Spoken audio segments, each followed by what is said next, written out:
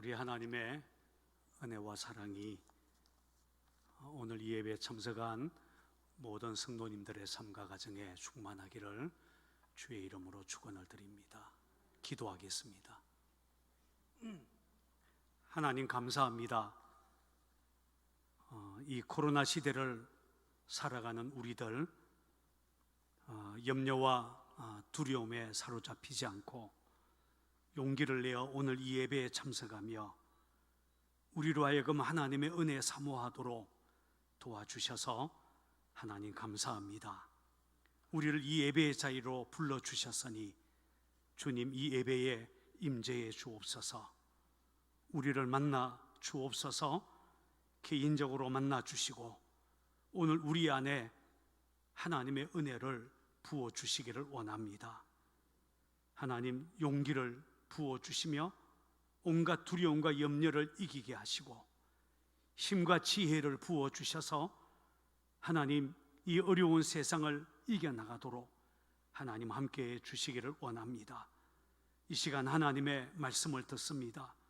진리의 성령님 우리에게 임하셔서 우리 안에 하늘의 빛을 비춰주시고 말씀을 잘 깨달아 알도록 역사해 주옵시며 오직 하나님만이 영광 받으시는 이 시간 되기를 원합니다. 주님 역사해 주옵소서.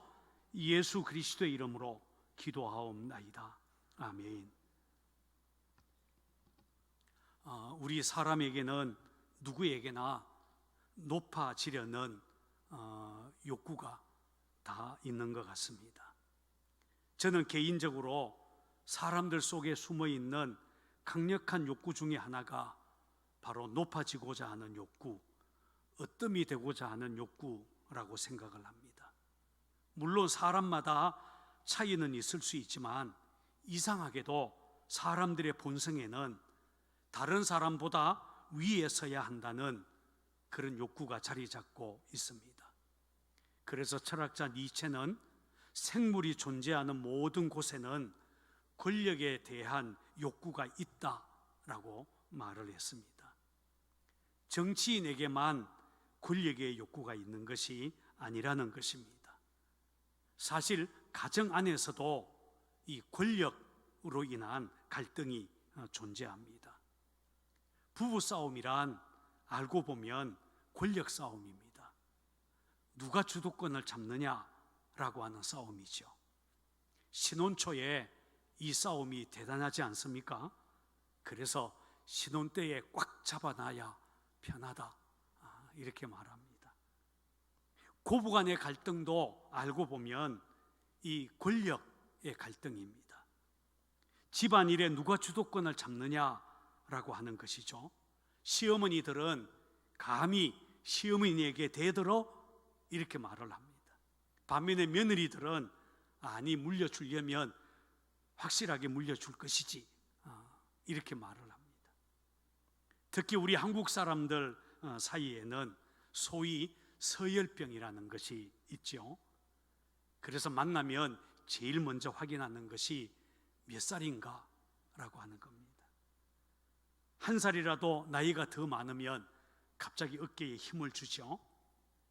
또 우리는 수시로 학번이 몇 학번이야? 또는 군번이 어떻게 돼? 민증을 까볼까? 이렇게 이야기를 꺼냅니다.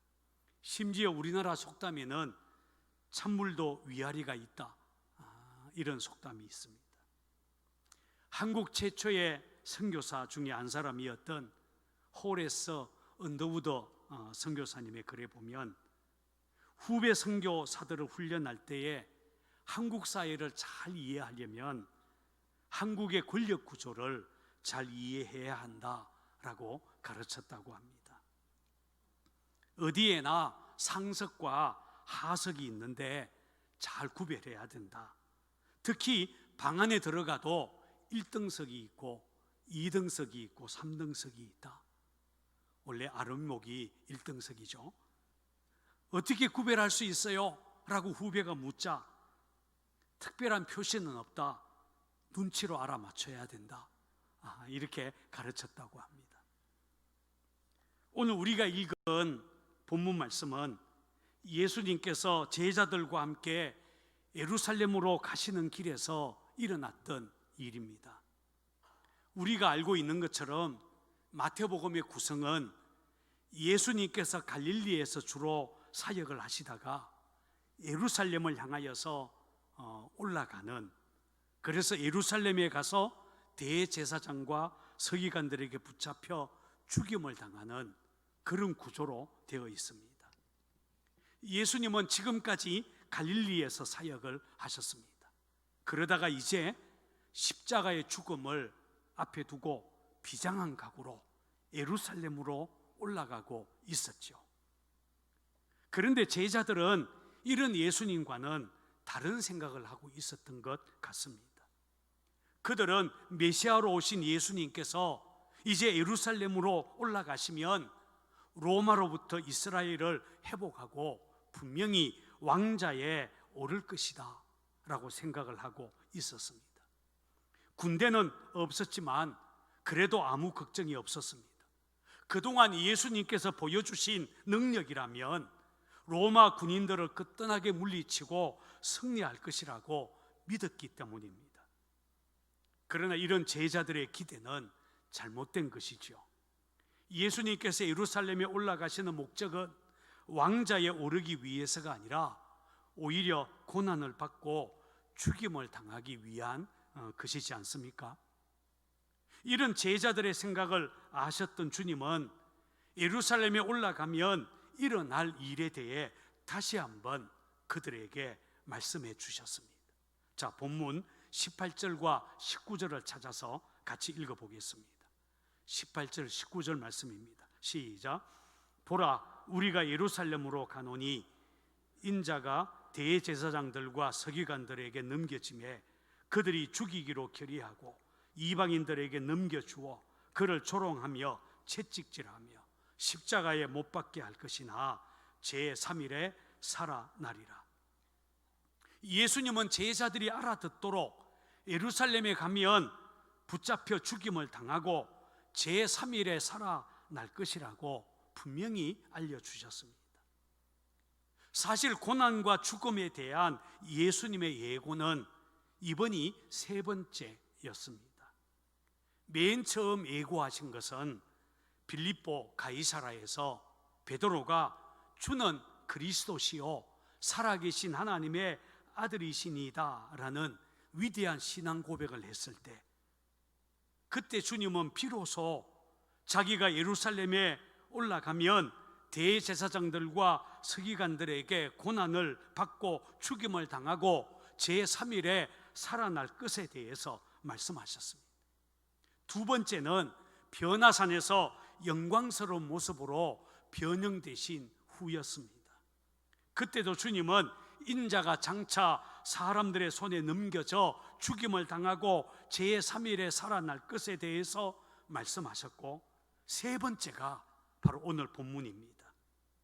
예수님은 예루살렘을 바로 지척에 두고 이제 예루살렘에 올라가면 왕자에 오르는 것이 아니라 십자가에 못 박혀 죽게 될 것이라고 말씀하신 것입니다. 근데 흥미있는 것은 이 세 번의 예고에 제자들이 반응한 것이 약간씩 달랐습니다. 예수님께서 처음 이 사실을 예고했을 때는 수제자 베드로가 깜짝 놀라면서 예수님을 붙잡고 주여 그리 마옵소서 이렇게 강력하게 항변을 했죠. 이때 예수님은 사단아 내 뒤로 물러가라, 너는 나를 넘어지게 하는 자로다, 이렇게 베드로를 꾸중했습니다. 두 번째 예고했을 때는 첫 번째처럼 강력하게 반대하는 분위기하고는 달리 제자들이 심히 근심했다라고 성경은 밝힙니다. 그런데 오늘 세 번째 예고하신 후에는 제자들이 반대하거나 근심하지 않았습니다. 오히려 그 다음에 일어난 일은 이해하기 어려운 일이 일어났습니다. 그것은 바로 제자들이 높은 자리를 두고 서로 다투기 시작했습니다. 예수님의 오른편, 왼편을 두고 서로 다툰 것입니다. 도무지 이해가 안 됩니다. 예루살렘에 올라가면 붙잡혀서 고난당하고 죽게 될 것이라고 주님이 분명히 말씀하셨는데도 제자들은 높은 자리에 누가 앉느냐 이거 가지고 싸우고 있었다라는 말입니다. 이상하지 않습니까? 제자들은 예수님의 말씀을 이해하지도 받아들이지도 않았던 것 같습니다. 그들의 관심은 다른 데 있었습니다. 사실 사람에게는 자기가 원하는 대로 믿는 매우 특별한 메커니즘이 있어요. 심리학에서는 선택적 기억이라는 용어로 설명합니다. 한번 따라해 볼까요? 선택적 기억. 이런 얘기예요. 교통사고가 났어요. 교통사고를 낸 사람과 당한 사람의 진술을 받아봤더니 두 사람의 진술이 완전히 다른 겁니다. 둘 중에 한 사람은 거짓말을 하고 있을 가능성도 있지만 그것보다는 두 사람이 똑같은 사건을 경험하고도 각자 자기에게 유리한 것만을 기억하고 불리한 것은 기억하지 못하는 경우일 수 있다는 것입니다. 이것이 바로 선택적 기억입니다. 사람이 믿는 것도 마찬가지예요. 자기가 믿고 싶은 것만 믿습니다. 믿고 싶지 않는 것은 안 믿어진다고 말하는 거예요. 제자들이 지금 그랬다는 것입니다. 예수님이 예루살렘에 올라가서 죽임을 당하시는 것은 믿고 싶지 않는 일이었습니다. 아니, 예수님이야 무리를 걷기도 하고 바람과 파도를 잔잔하게도 하시고 보리떡 5개 물고기 2마리로 5,000명을 먹이시기도 하셨고 귀신도 내쫓고 병자도 고치고 심지어 죽은 자도 살리신 분이 아니십니까? 그런 분이시라면 아무리 많은 군대가 잡으러 온다고 해도 걱정할 필요가 없지 않겠습니까? 그러니 예수님이 대제사장들, 서기관들에게 붙잡혀서 로마 군인들에게 넘겨져 죽임을 당한다, 그것은 믿을 바가 못 된다고 생각한 것입니다. 뿐만 아니라 예수님이 죽으신다면 지금까지 예수님만 바라보고 살아온 자기들은 낙동강 오리알 신세가 되는 것이 아니겠습니까? 지난 세월이 아깝고 꿈도 사라지고 말 것입니다. 그러니 예수님은 죽으시면 안 되는 것입니다. 그것은 믿을 수도 없고 믿고 싶지도 않는 일이라는 것입니다. 그래서 그들은 예수님의 말씀을 듣지 않았습니다. 믿으려고 하지 않았다는 말입니다. 바로 그런 때에 한 어머니가 두 아들을 데리고 예수님께로 왔습니다. 자, 본문 20절 21절을 찾아서 같이 읽겠습니다. 20절과 21절 말씀입니다. 시작. 그때에 세베대의 아들의 어머니가 그 아들들을 데리고 예수께 와서 절하며 무엇을 구하니 예수께서 이르시되 무엇을 원하느냐 이르되 나의 이 두 아들을 주의 나라에서 하나는 주의 우편에 하나는 주의 좌편에 앉게 명하소서. 여기 보면 세베대의 아들들, 바로 야고보와 요한의 어머니가 예수님께 절하며 이렇게 요청을 했습니다. 주님, 나의 이 두 아들을 주의 나라에서 예루살렘에 올라가서 왕자에 오르시거든 하나는 주의 우편에 하나는 주의 좌편에 앉게 해 주세요. 이렇게 요청을 한 것입니다. 옛날 왕의 보좌 양쪽 자리는, 특별히 오른쪽 자리는 그 나라에서 가장 영예로운 자리였습니다. 야고보와 요한은 어머니를 통해서 이렇게 최고의 자리를 요구하고 나선 것입니다. 오늘날 우리 시대 엄마들의 치맛바람과 비슷한 일이 벌어졌죠. 이때 주님은 너희는 너희가 구하는 것을 알지 못하는구나 라고 하셨습니다. 그들은 예수님의 제자였지만 다른 제자들에 비해서 예수님께서 특별히 아끼는 제자들이었지만 예수님의 하나님 나라 운동, 예수님의 천국 운동에 대해서 알지 못하고 있었다는 것입니다. 하나님의 나라는 폭력과 정복을 통해 이 땅에서 군림하는 것이 아니라 오히려 실패처럼 보이는 십자가의 죽음을 통해 사람들의 내면에 임하시는 하나님의 통치라는 사실을 그들이 모르고 있었다는 것입니다. 문제는 이것을 본 다른 제자들이 이 두 형제에 대해서 분노했다는 것입니다. 본문 24절에 보면 이 두 형제에 대하여 그들이 분이 여겼다라고 기록하고 있습니다. 여기서 분이 여겼다라는 말은 헬라어로 에가나크테산이라는 말입니다.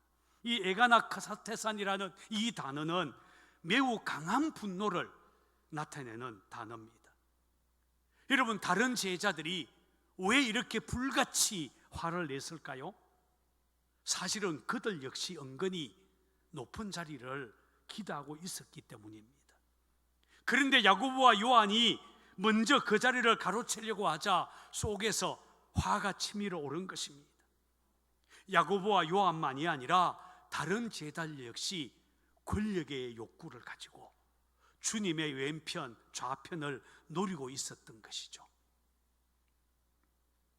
이런 제자들의 생각을 아신 주님은 세상 나라의 원리와 하나님 나라의 원리가 어떻게 다른지를 그들에게 설명해 주기 시작했습니다. 자, 우선 25절을 찾아서 읽어보겠습니다. 25절을 읽습니다. 시작. 예수께서 제자들을 불러다가 이르시되 이방인의 집권자들이 그들을 임의로 주관하고 그 고관들이 그들에게 권세를 부리는 줄을 너희가 알거니와. 여기서 주님은 이방인의 집권자는 임의로 주관하고 그 고관들이 권세를 부린다라고 말씀을 하셨습니다. 세상의 통치 방식이 그렇다는 것입니다. 세상에 권세 가진 사람들은 다른 사람들 위에 군림하면서 남을 부리고 권세를 휘두릅니다. 그렇게 높은 자리에 앉아서 다른 사람으로부터 섬김을 받으니까 그런 높은 자리가 사실 얼마나 매력적입니까? 그래서 세상 사람들은 수단 방법을 가리지 않고 높은 자리로 올라가려고 합니다. 권력의 자리, 권력의 핵심부로 들어가려고 애를 쓰죠. 어느 책에 보니까 미국 대통령의 한 비서관이 어느 정신과 의사를 찾아왔다고 합니다.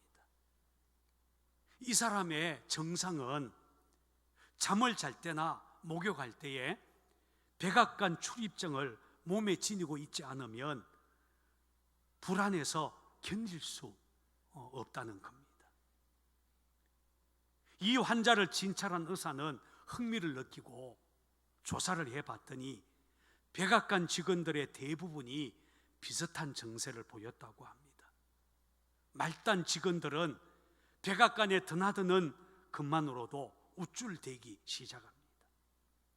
그러다가 조금 지위가 높아지면 케네디 센터 극장에서, 거기는 대통령을 위한 홀인데 그곳에 앉기를 바란다고 합니다. 또 조금만 높아지면 백악관 지하실에 있는 체육관에 들어갈 수 있는 열쇠를 탐내게 되고, 또 그 조금 더 올라가면 대통령이 행차할 때에 대통령 차에 얼마나 가까이 갈 수 있는가에 신경을 쓰게 된다고 하지요. 어떤 사람은 회식 중에도 일부러 무선 호출기를 작동시키고 마치 대통령의 호출이 있는 것처럼 위장하기도 한다고 합니다. 권력에 중독이 되면 이런 증상들이 나타나는 거죠. 그렇다면 여러분, 왜 사람들은 이런 권력의 매력을 느끼고 길을 쓰고 높아지려고 하고 길을 쓰고 어뜸이 되려고 할까요? 그것은 권세에는 특권이 따르기 때문입니다. 권력이 있는 곳에 사람들이 모여듭니다. 그것도 돈 보따리 들고 몰려들죠. 권력이 있으면 누릴 수 있는 이 특권들이 많습니다. 그러다 보니까 권력의 맛을 한번 본 사람은 거기서 손을 놓을 수가 없다라고 사람들은 말합니다. 사람 위에 군림하고 권세를 부리는 것, 이게 세상 원리고 이방 집권자들이 즐기는 것이다, 이렇게 주님은 설명하셨습니다. 그리고 이어서 주님은 이렇게 말씀하셨죠. 그런데 너희는 그렇지 않아야 된다. 자, 본문 26절 27절도 찾아서 같이 읽어보겠습니다. 26절 27절 두 절 말씀입니다. 같이 읽습니다. 시작. 너희 중에는 그렇지 않아야 하리니 너희 중에 누구든지 크고자 하는 자는 너희를 섬기는 자가 되고 너희 중에 누구든지 어뜸이 되고자 하는 자는 너희의 종이 되어야 하리라. 여러분, 여기서 주님은 역설적인 진리를 제자들에게 말씀하셨습니다. 크고자 하는 자는 오히려 섬기는 자가 되고 에스타이 휘몬 디아코노스, 또 어뜸이 되고자 하는 자는 오히려 종이 되어야 하리라. 에스타이 휘몬 둘로스, 이렇게 말씀을 하셨습니다. 여기서 말하는 섬기는 자 디아코노스는 식탁에서 섬기는 하인을 말하는 것이고, 여기서 말하는 종 둘로스는 노예를 의미하는 단어입니다. 그러니 세상에서 누가 섬기는 자, 종이 되는 것을 원하겠습니까? 이것은 세상 사람들이 추구하는 것이 아닙니다. 오히려 그 반대입니다. 세상은 섬기는 것을 행복의 반대 개념으로 보고 있습니다. 고대 그리스 철학자 플라톤은 남을 섬기는 사람이 어떻게 행복할 수 있겠느냐라고 말을 했다고 합니다. 그러나 여러분, 천국의 관점은 다릅니다. 천국에서는 섬기는 자가 오히려 큰 자고 종이 되는 것이 오히려 으뜸이 되는 것이다, 이렇게 주님이 말씀하고 있습니다. 물론 이 말씀은 그렇다면 예수 믿는 사람은 높은 자리에 올라가서는 안 된다, 이런 뜻이 아닙니다. 여러분, 오해해서는 안 됩니다. 예수 믿는 우리들도 얼마든지 출세할 수 있습니다. 정부 고위직에 오를 수 있고 권력의 핵심부에 들어갈 수 있습니다. 문제는 어떤 마음으로 그 자리에 올라가고 어떤 마음으로 그 자리에서 섬기느냐라는 것입니다. 적어도 천국 백성이라면 그런 자리에 섰을 때에 군림하고 권세를 휘두르기보다는 섬기는 자세, 그리고 낮은 자세로 다른 사람을 대해야 될 것이다 라고 하는 말입니다. 여러분, 우리 주님은 섬기는 자로 이 땅에 오셨습니다. 그래서 28절에서 인자가 온 것은 이라고 말씀을 해 주셨습니다. 자, 28절도 같이 한번 읽어볼까요? 28절을 같이 읽습니다. 시작. 인자가 온 것은 섬김을 받으려 함이 아니라 도리어 섬기려 하고 자기 목숨을 많은 사람의 대속물로 주려 함이니라. 여기서 주님은 당신이 이 땅에 오신 것은 섬김을 받으려 온 것이 아니라 오히려 섬기려 오셨다라고 말을 꺼냈습니다. 요한복음 13장에 보면 최후의 만찬의 자리에서 주님은 실제로 섬김의 본을 보이셨어요. 제자들의 발을 씻겨 주셨습니다. 원래 손님들의 발을 씻기는 것은 그 당시에는 종이 하는 일, 노예가 하는 일이었습니다. 그런데 예수님이 마치 종처럼 손수 제자들의 발을 씻어주기 시작했습니다. 그리고 난 다음에 이렇게 말씀하셨습니다. 내가 너희에게 행한 것을 너희가 아느냐? 내가 주와 또는 선생이 되어 너희의 발을 씻었으니 너희도 서로 발을 씻어주는 것이 옳으니라. 주님은 거기서 끝나지 않고 자기의 목숨을 많은 사람의 대속물로 내어주셨습니다. 마치 구약의 속죄제물처럼 사람들을 죄와 죽음에서 건지시기 위해 십자가에서 피 흘려 죽으신 것입니다. 저와 여러분들은 이 예수님의 피로 속량, 곧 죄사함을 받았고 천국 백성이 되었습니다. 맞습니까? 그래서 사도 바울은 빌립보서 2장에서 예수님에 대해 이렇게 노래를 했습니다. 흔히 그리스도 찬가라고 불리어진 부분입니다. 한번 따라해 볼까요? 그리스도 찬가. 제가 그 부분을 읽어드리겠습니다. 너희 안에 이 마음을 품으라.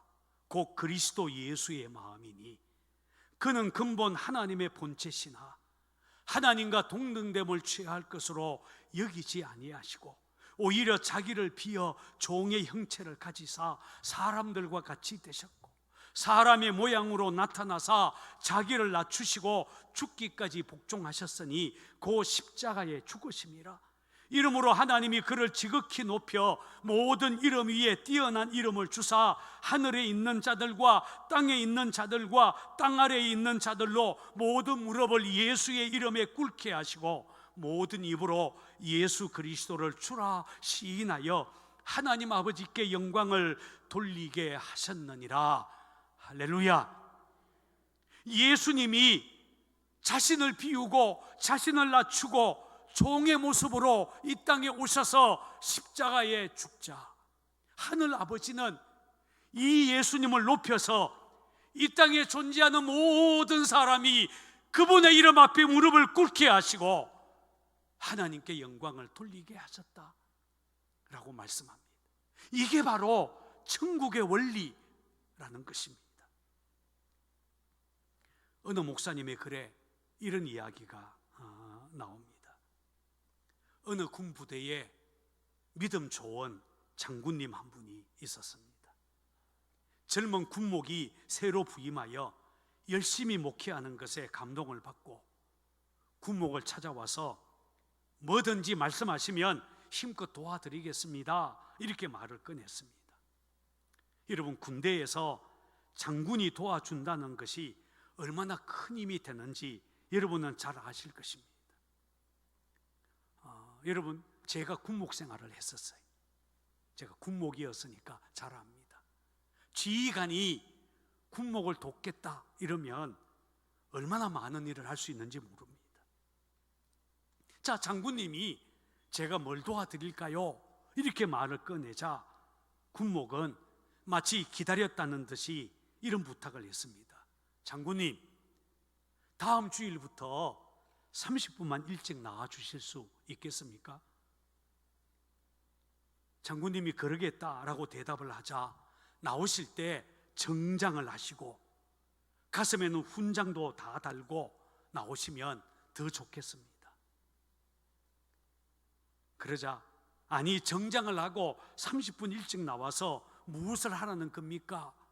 라고 장군이 말을 꺼내자 교회 현관에 서서 병사들에게 추보 나눠주는 일을 해 주십시오, 이렇게 목사님이 부탁을 합니다. 이 장군님이 그 다음 주일부터 아침 일찍 정장 차림으로 나와서 추보 나눠주는 일을 하게 되었죠. 1등병이 들어와도 격려를 하고 추보를 줍니다. 훈련병이 들어와도 격려를 하고 추보를 주었습니다. 그러자 온 부대에 삽시간에 소문이 퍼졌습니다. 그 부대 교회는 발릴 틈도 없이 군인들로 가득 차게 된 것입니다. 많은 병사들이 장군에게 격려 한번 받아보자 이러고는 교회로 몰려오기 시작한 것입니다. 여러분, 쫄병이 장군에게 격려한다고 역사가 일어나지 않습니다. 그것은 당연하고 평범한 일이기 때문입니다. 그러나 장군이 쫄병에게 격려하면 기적이 일어나는 법입니다. 세상의 원리는 낮은 자가 높은 자를 섬기는 것입니다. 그러나 하나님 나라의 원리는 높은 자가 낮은 자를 섬기는 것입니다.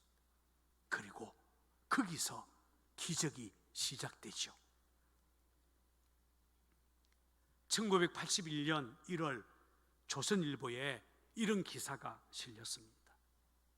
나면서부터 정신지체 장애자가 된 사람들에게 사비로 직업훈련을 시키던 어떤 사람이 재정난 때문에 집세를 내지 못하여 쫓겨나게 되었다는 안타까운 기사가 나가자 그 다음 날 40대 주부 한 사람이 100만 원짜리 수표 5장과 190만 원 현금을 들고 신문사를 찾아와서 그 돈을 그분에게 보내달라라고 했다는 내용의 기사가 났습니다. 이름과 주소를 묻는 기자에게 자신은 단지 심부름을 왔다라고 말하면서 끝내 자신의 이름을 밝히지는 않았지만 대신에 이 부인은 이런 이야기를 털어놨습니다.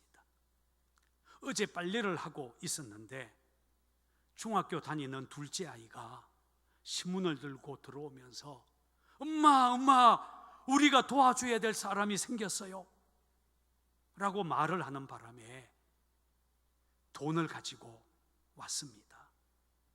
저에게는 중학교에 다니는 아들과 고등학교 다니는 아들이 있는데 둘 다 전교에서 1, 2등을 다투는 수재들입니다. 그러나 하나님께서 나에게 이런 아들을 둘씩이나 주신 것은 자랑하거나 뽐내라고 주신 것이 아니라 어려운 이웃을 돕고 섬기라고 주신 것이라고 생각했습니다. 그래서 큰아이의 대학 입학금을 제외한 모든 돈을 다 가지고 왔습니다. 지금은 이만큼밖에 심부름 못하지만 나중에는 더 큰 심부름도 하게 될 것이라고 저는 믿습니다. 저는 이 부인의 말이 제 가슴에 와닿았습니다. 전교에서 1, 2등을 다투는 수재 아들을 뽐내라고 주신 것이 아니라 어려운 이웃 섬기라고 주신 것이다. 그렇게 받아들이는 마음. 여러분, 이게 바로 우리 기독교 정신이에요. 이게 바로 우리 주님이 가르쳐 주신 세상 살리는 길이 아니겠습니까? 내비게이터 선교회의 지도자 론 세니가 한 젊은이에게 제자 훈련을 했습니다. 제자 훈련을 마치게 되었을 때 이 젊은이가 이렇게 묻습니다. 선생님, 제가 그리스도의 참된 종이 되었다는 것을 어떻게 알 수 있을까요? 그때 론 세니는 이렇게 대답을 합니다. 당신이 그리스도의 종이 되었다면 주님과 같이 섬기는 삶을 살아야 합니다. 당신이 섬기는 삶을 살 때 그것이 참된 제자가 되었다는 증거입니다. 그렇습니다.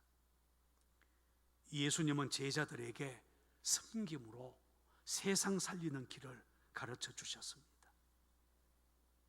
여러분, 천국 백성은 권세 부리고 큰 소리로 명령하면서 가정을 바꾸는 것이 아니라 섬김으로 가정을 변화시키는 사람들입니다. 내가 가진 것을 자랑하고 다른 사람을 부리는 것으로는 세상을 바꿀 수 없습니다. 누가 뭐라고 해도 크고 자는 것보다 남을 섬기려고 하고 으뜸이 되려고 하는 것보다 자신을 낮추고 성실하게 주어진 일을 하는 것이 예수님을 따르는 천국 백성의 삶입니다. 오늘 저와 여러분들이 그렇게 되어야 하지 않겠습니까? 저는 우리 상곡교회 모든 성도들이 섬김으로 가정과 사회를 바꾸어 나가는 그런 진정한 천국 백성이 되기를 주의 이름으로 축원을 드립니다. 우리 오늘 말씀을 붙들고 우리 함께 좀 기도하는 시간을 가지겠습니다. 이래 하나님의 말씀 들었으니 우리가 그 말씀에 반응하면서 주님, 오늘 저에게 천국의 원리, 섬기고 낮추는 삶이 얼마나 하나님 기쁘게 하는 것인지 알려주셨으니 우리의 삶이 그렇게 변화되게 해 주옵소서. 우리 함께 주여 한번 부르고 통성으로 기도하겠습니다. 주여, 오늘 우리에게 우리 주님께서 천국의 원리를 말씀하시고 섬기는 삶, 자신을 낮추고 다른 사람에게 선으로 대하는 것이 얼마나 놀라운 것인지 우리에게 말씀해 주시니 우리 하나님 감사합니다. 오늘 우리 상곡교회 성도들의 마음에 하늘의 빛을 비춰주셔서 예수님이 이 땅에 오셔서 그렇게 섬기며 사셨듯이, 예수님이 당신의 생명을 대속제물로 내어주셨듯이 하나님 천국 백성된 우리들이 이 땅에서 그런 주님을 본받아 살아가도록 우리를 붙잡아 주시기를 간절히 원합니다. 우리는 천국 백성입니다. 우리 상곡교회 모든 성도들이 그렇게 사랑으로 섬기는 삶이 되게 해 주시고, 그래서 우리 상곡교회는 사랑으로 소문나고, 우리 상곡교회는 우리 지역, 우리 이웃을 잘 섬기는 그런 아름다운 교회 되도록 하나님 우리 교회를 축복해 주옵소서. 주님을 찬양합니다. 할렐루야. 하나님 감사합니다. 세상은 높은 데 올라가려고 하고 어뜸이 되려고 하지만, 그래서 다른 사람 위에 군림하며 권세를 휘두르기를 원하지만, 천국 백성, 진정한 하나님의 나라는 오히려 섬기는 것이고 다른 사람의 종이 되는 것임을 우리에게 알려주시니 주님 감사합니다. 주님은 그렇게 사셨고, 그리고 제자들에게 그런 삶이 천국의 원리라고 가르쳐 주셨습니다.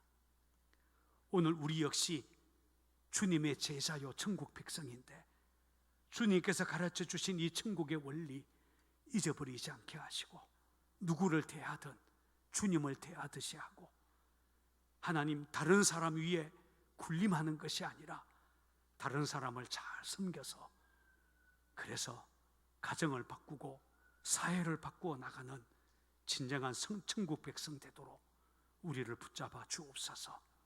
하나님, 우리 상곡교회는 그래서 사랑으로 소문나는 그런 교회가 되기를 원하고, 우리 상곡교회는 우리 지역을 잘 섬기는 그런 주님의 교회 되기를 소망합니다. 하나님 함께해 주옵소서. 예수 그리스도의 이름으로 기도하옵나이다. 아멘.